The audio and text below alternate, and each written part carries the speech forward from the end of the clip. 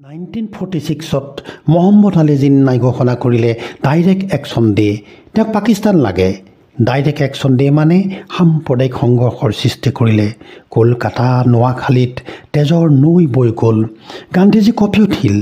নোৱাখালীৰ পৰা যেতিয়া হত্যাকাণ্ডৰ বাতৰি আহিল, হাজাৰ হাজাৰ মানুহ হত্যা কৰা হৈছে, 5,000 মানুহ হত্যা কৰা হৈছে, আৰু তাত তেতিয়া নোৱাখালীত হিন্দুসকল আছিল সংখ্যালঘু। এই খবৰ পাই গান্ধীজীয়ে চিঞৰি উঠিল, মই যাম, মই নোৱাখালীলৈ যাম। তেতিয়া ভয় খাই কলকাতাৰ কংগ্ৰেছৰ লিডাৰবিলাকে ক'লে, গান্ধীজী তালৈ গলিটো মাৰি পেলাব, কাৰণ কাৰো যাবলৈ সাহস নাই নোৱাখালীলৈ তেতিয়া, বিশেষকৈ হিন্দু হ'লেতো আৰু ভয়। গান্ধীজীয়ে ক'লে, মই যাম, মই অহিংসাৰ বাণী লৈ যাম, মই শান্তিৰ বাণী লৈ যাম, মই যদি মৰিব লাগে মই সেই মৃত্যু বৰণ কৰিম, কিন্তু মই যাম। গান্ধীজীয়ে লগত কেইজনমান মাত্ৰ সংগী লৈ তেওঁৰ নাতিনীয়েকক লৈ যাত্ৰা আৰম্ভ কৰিলে নোৱাখালীলৈ। নোৱাখালীত ভৰি দিয়াৰ পিছত তেওঁ কঁপি উঠিল সেই দৃশ্য দেখি। চাৰিওফালে জুই, ধোঁৱা আৰু ৰক্তপাত, ঘৰবোৰ জ্বলাই দিয়া হৈছে, চোতালত অৰ্ধগলিত মৃতদেহ, ঘৰৰ ভিতৰত মৃতদেহ, গোটেই শগুন পৰিছে মৃতদেহৰ ওপৰত, দুৰ্গন্ধ চাৰিওফালে, কেৱল গাঁৱৰ পিছত গাঁও, হত্যালীলা, হত্যালীলা, হত্যালীলা। গান্ধীজী পাগলৰ নিচিনা হৈ গ'ল যে মই কি কৰিম এতিয়া। তেওঁ যিখন ঘৰত আছিল, এটা ভজা ঘৰত, তাত তেওঁ চটফটাই আছিল, মোৰ কি হ'ব, অহিংসাৰ কি হ'ব, মই এতিয়া কি কৰিম, মই এতিয়া কি কৰিম। তেওঁ কঁপি উঠিছিল। লগত থকাসকলে তেতিয়া চাই আছিল গান্ধীজীৰ কি হৈছে। তেওঁ পাইচাৰি কৰি কৈ আছে, মই কি কৰিম, মই কি কৰিম, মই কি কৰিম। তাত কোনেও নুশুনে, তাত কোনেও একো কথা নুশুনে, আৰু তাত এনেকুৱা এটা পৰিৱেশ, জয়াল পৰিৱেশ, কোনো নোলাই ঘৰৰ পৰা, এনেকৈ ভয়তে জুমি চাই, কোনেও কথা নকয়, কোনেও কথা নকয়, ৰাস্তালৈ কোনো ওলাই নাহে। সকলোৰে সন্দেহ, চাৰিওফালে আতংক, কেৱল আতংক, কেৱল আতংক। গান্ধীজীৰ ওচৰত কোনো নাই, কংগ্ৰেছৰ কোনো মানুহ অহা নাই, কোনো সংগঠনৰ মানুহ অহা নাই, মাত্ৰ কেইজনমান সতীৰ্থ সংগী আৰু নাতিনীয়েকক লৈ গান্ধীজী তাত অকলশৰীয়া। তাৰপিছত গান্ধীজীয়ে সিদ্ধান্ত ল'লে, মই নোৱাখালীৰ গলিয়ে গলিয়ে, ৰাস্তাই ৰাস্তাই মই শান্তিৰ যাত্ৰা কৰিম, পদযাত্ৰা কৰিম, মই যাম, মই শান্তিৰ কথা ক'ম, মই মানুহক ভাতৃত্বৰ কথা ক'ম, মই অহিংসাৰ কথা ক'ম, মই জীৱনৰ কথা ক'ম, মই মানৱতাৰ কথা ক'ম। লগৰ মানুহবিলাকে ভয় খালে, গান্ধীজী আমি যদি যাওঁ আমাক মাৰি পেলাব, তোমালোক যদি নাহিবা, মই অকলেই যাম। তেতিয়া সকলো বাধ্য হ'ল যাবলৈ। কিন্তু গান্ধীজীৰ কথা কোনেও নুশুনে, কোনেও গান্ধীজীৰ ওচৰলৈ নাহে, কোনো কাষলৈ নাহে। তেতিয়াই তেওঁৰ মনত পৰিল তেওঁৰ প্ৰিয় কবি ৰবীন্দ্ৰনাথৰ এটা গান। সেইটো হ'ল, যদি তোৰ ডাক শুনে কেউ না আছে, তবে একলা চলো ৰে। গান্ধীজীয়ে এডাল দীঘল বাঁহ লৈ, লাখুটি লৈ, নাতিনীয়েক সংগীকেইজনক লৈ আৰম্ভ কৰিলে পদযাত্ৰা, নোৱাখালীৰ বিখ্যাত পদযাত্ৰা। সেই পদযাত্ৰা আজিও পৃথিৱীৰ দেশে দেশে ইতিহাসত লিখা আছে। সেই বিপদজনক পদযাত্ৰা তেওঁ তেতিয়া আৰম্ভ কৰিলে এটা গান গাই গাই। সেই গানটো কি আছিল? ৰবীন্দ্ৰনাথৰ সেই গানটোৰ মই প্ৰতিটো স্তৱক মই কৈ দিব খুজিছোঁ, যিহেতু সেই সময়ত আৰু পিছলৈকো গান্ধীজীয়ে কেৱল এইটো গানকেই গুণগুণাই আছিল। যদি তোৰ ডাক শুনে কেউ না আছে, তবে একলা চলো ৰে, একলা চলো, একলা চলো, একলা চলো ৰে।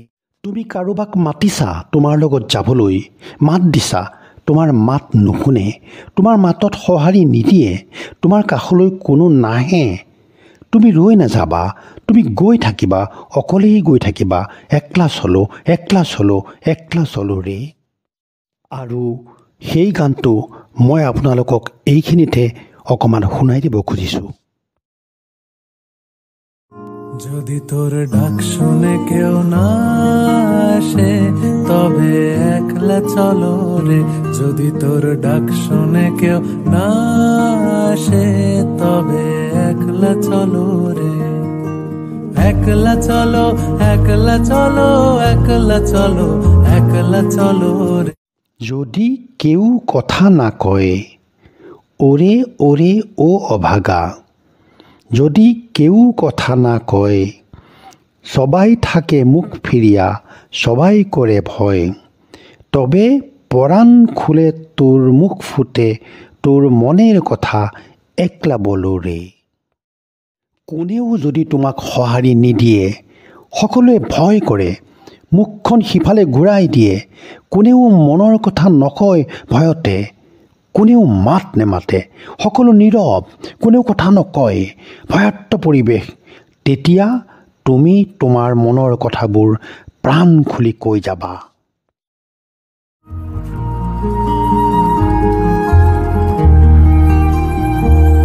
যদি কেউ কথা না কয়, ওরে ওরে ও অভাগা, কেউ কথা না কয়।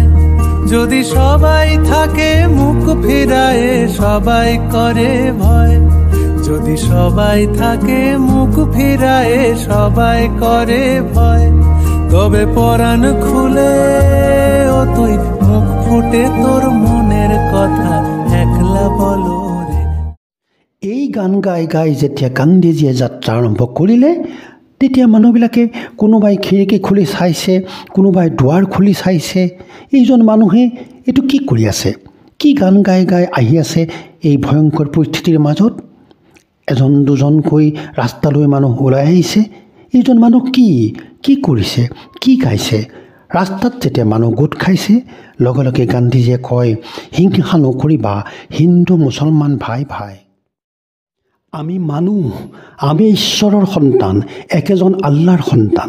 এজন মানুহে ক'লে, নহয়, আল্লাহ যদি এজন, তেতিয়াহ'লে ধৰ্ম কি এটা নহয় নেকি? তেতিয়া গান্ধীজীয়ে ক'লে, গছ এজোপা হ'লেও গছৰ বহুত পাত থাকে। এই মানুহবিলাকে বুজি পালে, লাহে লাহে সাহ পাই এজন দুজনকৈ তেওঁৰ পিছে পিছে আহিবলৈ ধৰিলে। গান্ধীজীৰ ভৰিৰ পতা ফাটি গৈছিল, তেজ ওলাই গৈছিল, তথাপি তেওঁ নৰয়, ক'তো নৰয়। দিনে 10 কিলোমিটাৰ খোজ কাঢ়ে আৰু গধূলি ক'ত থাকিব। তেওঁ যিহেতু নিজে হিন্দু, তেওঁ কোনো হিন্দুৰ ঘৰত নাথাকে, কাৰণ সেইটো এটা বেলেগ বাৰ্তা দিব যে তেওঁ হিন্দুৰ হৈ ইয়াত কথা ক'বলৈ আহিছে। তেওঁতো মানুহৰ হৈ কথা ক'বলৈ আহিছে, তেওঁতো মানৱতাৰ মানুহ, তেওঁ হিন্দু বুলি অহা নাই। তেওঁ ৰাতি থাকে গৈ কোনোবা এঘৰ মুছলিম মানুহৰ ঘৰত, বিচাৰে, আশ্ৰয় বিচাৰে, ভয় কৰে, নিদিয়ে, ইঘৰলৈ যায়, নিদিয়ে। তেনেকৈ বিচাৰি বিচাৰি মানুহৰ ঘৰত ৰাতি ৰাতি আছিলগৈ তেওঁ। আৰু য'তে আছিল তাতে প্ৰাৰ্থনা গাইছিল, প্ৰাৰ্থনা কৰি সকলোকে গোটাই কৈছিল, আমি একে ককাই ভাই, হিন্দু মুছলমান ককাই ভাই, তোমালোকে এইটো কাম নকৰিবা। তাৰপিছত কি হ'ল, সেই যে জিন্নাপন্থী মুছলিমসকলে ভয় খালে। গান্ধীয়ে কি কাম কৰিছে, এয়া গান্ধীয়ে লগে লগে পোষ্টাৰ মাৰিলে, গছবিলাকত ডাঙৰ ডাঙৰ বেনাৰ আঁৰিলে, গান্ধী সাৱধান, তই নাহিবি, গান্ধী তই ছদ্মবেশী হিন্দু লিডাৰ, তই ঘূৰি যা, তোক হত্যা কৰা হ'ব, ইয়াত তই আমাৰ ঘৰে ঘৰে তই নুঘূৰিবি, তই ঘূৰি যা, ইয়াত তোৰ কোনো কাম নাই, জিন্না জিন্দাবাদ, গান্ধী মুৰ্দাবাদ। তেতিয়া গান্ধীজীয়ে ক'লে, নহয়, মোক মাৰিলেও মই ইয়াতেই মৃত্যুবৰণ কৰিম, মই এইখিনি কথা কৈয়েই যাম।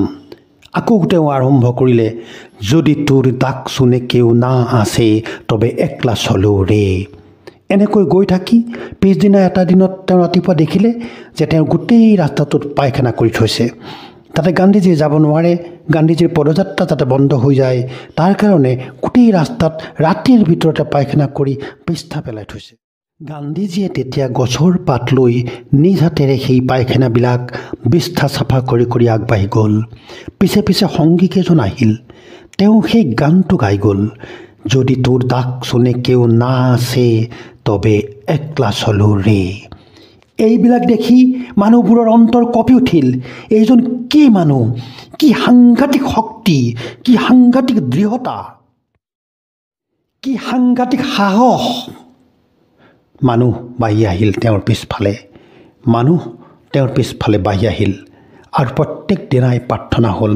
প্ৰত্যেক দিনাই প্ৰাৰ্থনাত তেওঁ একেটা কথাই ক'লে, আমি মানুহ, আমি সকলো ভাই ভাই, ইয়াত বিভেদৰ ঠাই নাই।